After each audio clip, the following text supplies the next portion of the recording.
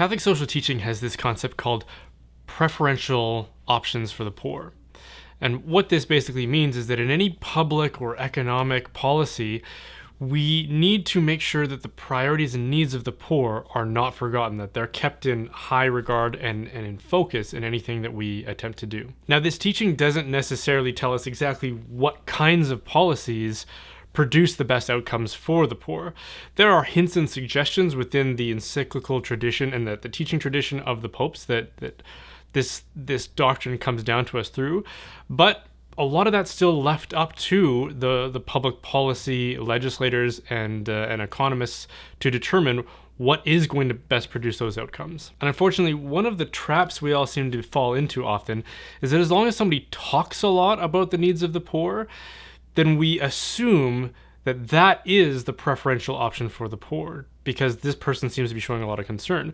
But it still remains to be shown that their policies actually do help the poor. In other words, it's not enough to just wax poetic about the poor. You actually have to demonstrate that your policies will work in their interests and not have even potentially the opposite effect. And this is, on the one hand, a very complicated question. How do we make sure that the rights of everybody are retained and observed, but at the same time, we aren't leaving anybody behind? We're making sure that the poorest among us are lifted up into whatever prosperity we can achieve as a society. Yet on the other hand, we do have a lot of evidence and historical precedents that we can draw from that should inform this question for us. For example, my ancestors, from what I understand, were mostly farmers who had settled in Western Canada. So if we go back a few generations, back to say like the 19th century, Western Canada at this time was what we would look at today as being something like a third world country. The standard of living that those people had to endure and had to work through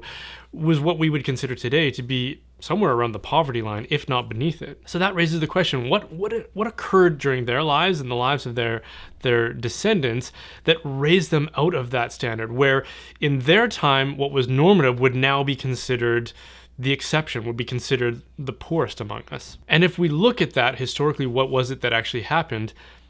It wasn't because of socialism. It wasn't because of equitable hiring practices. It wasn't because we started hiring more women CEOs or anything like that.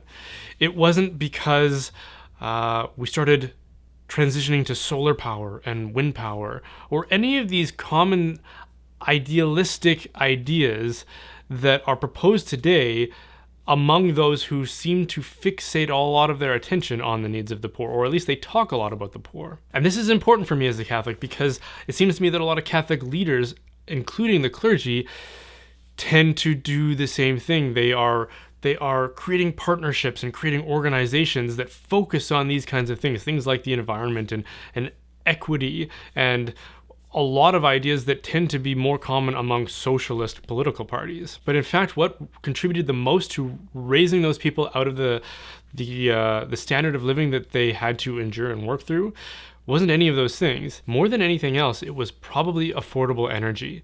It was probably coal, which made the railway system possible, which meant that they could get goods delivered to them at much more affordable prices so that they could build their homes and have the resources that they needed to live well.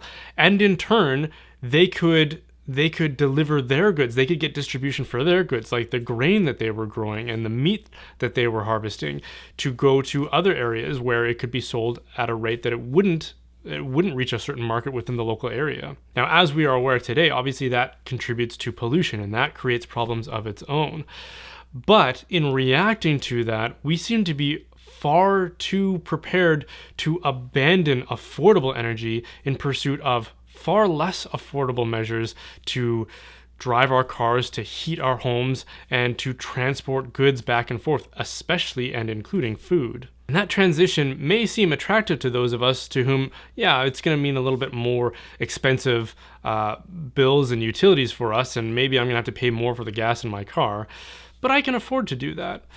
But the problem is, saying that I can afford to do that, that's the kind of thing that people who are already wealthy and privileged can say. People who are on the bottom rung of things are going to get left behind in that transition. If we're going to have a preferential option for the poor, it seems to me that we cannot disregard the significance and contribution that affordable energy has played into elevating countless people out of poverty. And if our best solutions for the problems that exist today are to take away affordable energy, then I think it's likely that as the cost of energy rises, the people who are already around that threshold are only going to fall below it and become energy poor as a result. So I think a little more consideration needs to go into how we respond to the question of preferential options for the poor. We can't just adopt whatever some politician says because they talk a lot about the poor. We need to be a little more shrewd than that, and we need to more closely examine what policies will actually help the poor. And again, I don't think it's as complicated as we say it is. We have a testimony that comes to us through history that should help us as we consider these kinds of solutions.